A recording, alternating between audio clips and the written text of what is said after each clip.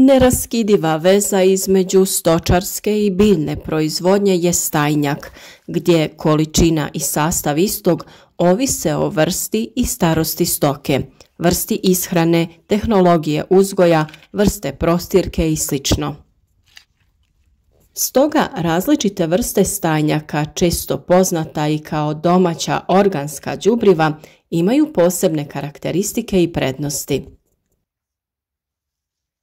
Razgradnjom stajnjaka u zemljištu stvara se humus, koji je osnovni parametar plodnosti zemljišta i utječe na zadržavanje vode u zemljištu, na njegovu strukturu, na vodni, zračni i toplinski režim zemljišta. Upravo u današnjem videu detaljno ćemo objasniti sve o vrstama stajnjaka i sastavu pojedinog od njih, te kada i kako se koristi.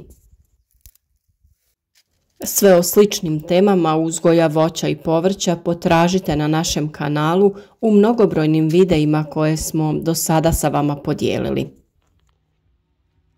Ukoliko želite biti u korak sa radovima u vrtu kako bi i vi bili uspješni ili još uspješniji u proizvodnji, zapratite naš kanal, kliknite i na zvonce pored znaka subscribe kako bi dobili obavijest o svakom novom videu.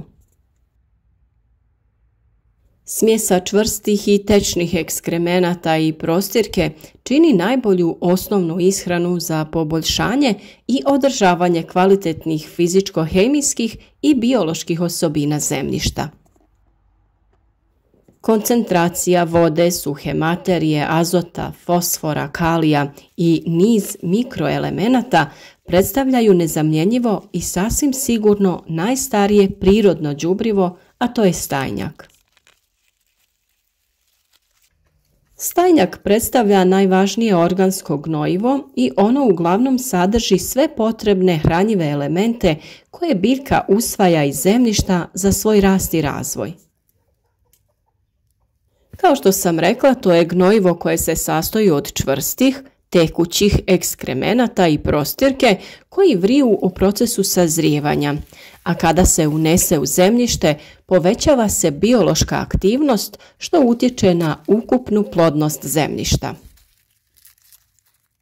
U prosjeku stajnjak se sastoji od 75% vode, 25% suhe tvari, 0,5% dušika, 0,15% fosfora te 0,6% kalija. Možemo reći da je stvarni sastav stajnjaka vrlo različit, a to naravno ovisi od niza faktora.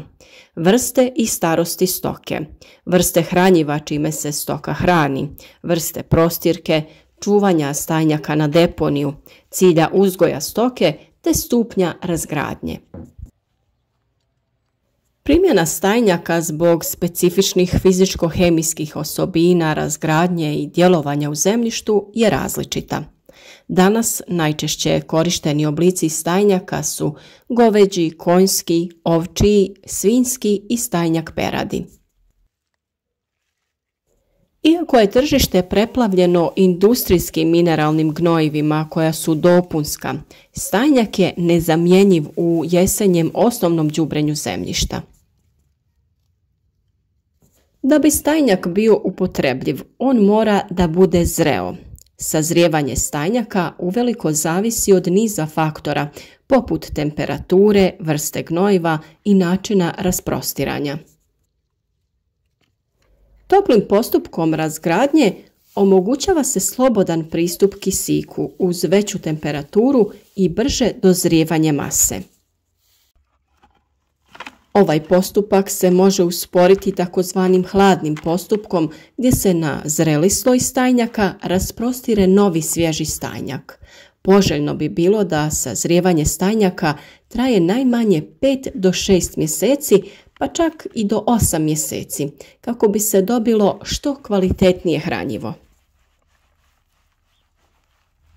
Pravilna upotreba stajnjaka, odnosno unošenje u zemljište zrelog stajnjaka, je jedan od osnovnih preduslova da bi biljka iskoristila sav hranidbeni potencijal koji ovo hranjivo pruža. Posebnu pažnju potrebno je posvetiti zadržavanju azota, odnosno spriječiti isparavanje azota u ljetnim mjesecima pri visokim temperaturama, a u jesenjem đubrenju postoji mogućnost ispiranja u dublje slojeve zemlje pri obilnim kišama. Također vrlo je bitno i vrijeme zaoravanja, od čega zavisi iskorištenost đubriva u zemljištu.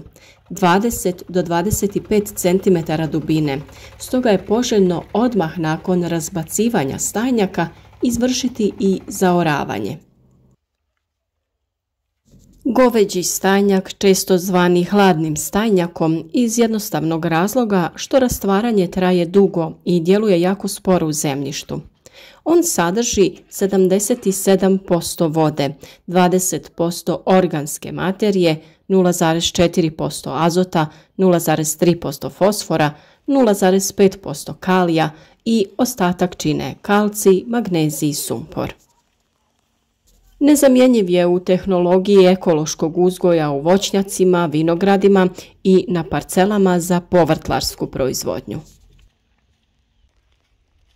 U slučaju konjskog stajnjaka, zbog većeg sadržaja neprovarene organske materije, proces razlaganja je jako intenzivan, te se ovaj stajnjak svrstava u grupu toplih stajnjaka, koji prilikom unosa u zemljište vrlo brzo djeluju. On sadrži 71% vode, 25% organske materije, 0,6% azota, 0,3% fosfora, 0,6% kalija i ostatak čine kalcij, magnezij i sumpor.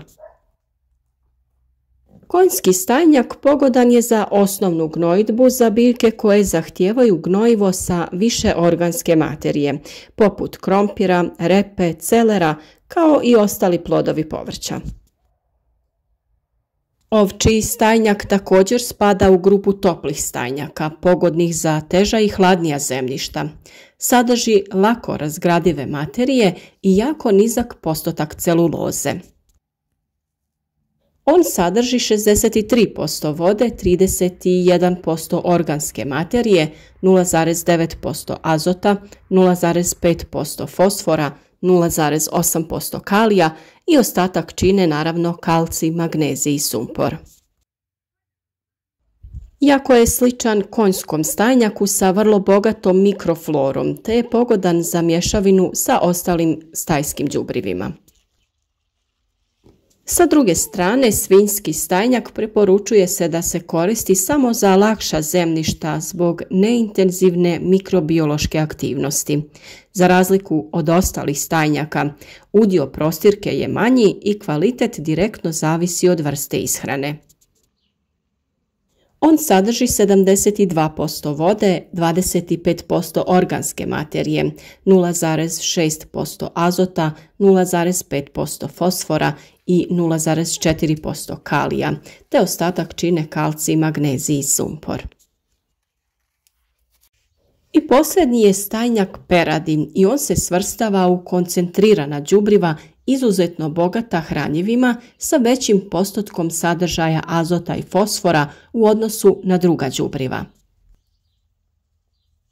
Vrlo je bitno koristiti stajnjak starijih životinja kokoši u dužem vremenskom periodu uzgoja u odnosu na mlađe životinje kod kojih stajnjak ima manje hranjivih materija. U narodu je ovaj stajnjak poznat pod nazivom pilićar i vrlo je jakog mirisa i đubrivo koje vrlo brzo djeluje u zemlji nakon zaoravanja.